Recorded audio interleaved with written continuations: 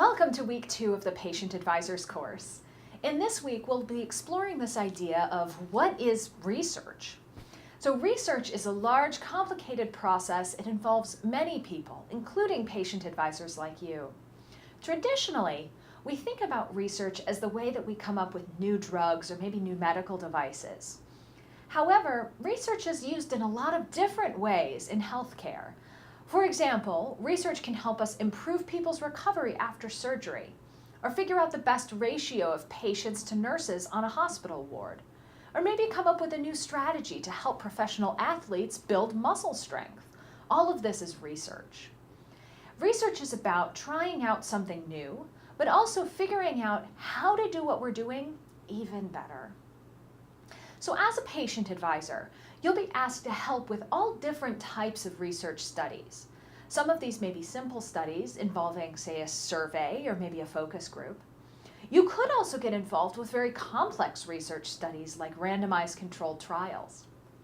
The goal of this week is to help you understand some of the basics of research, like what are the different types of research studies. We also want you to understand the process for how research gets funded or paid for. Because as a patient advisor, you'll be involved in planning new research studies and working to get funding for the research studies, not just doing research and sharing research results.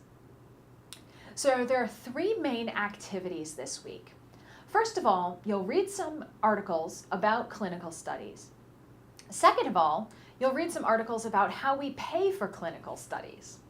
And last, there's an exercise for you to do where you will read about a real clinical study at clinicaltrials.gov. This is the website that lists all of the clinical studies going on in the United States. And you'll be able to answer some questions about that study that you've read.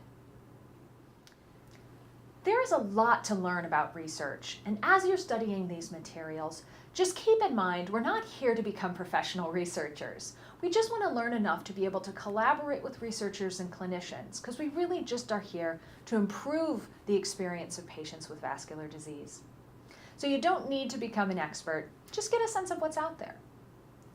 So by the end of week 2 of the Patient Advisors course, you should know the different types of clinical studies and how we pay for clinical studies. And then looking ahead to next week, we'll learn how to be a patient advisor, we'll share our stories about vascular disease, and learn more about how to collaborate successfully with researchers. I'm looking forward to this week, and I hope you are too. Thank you, everybody.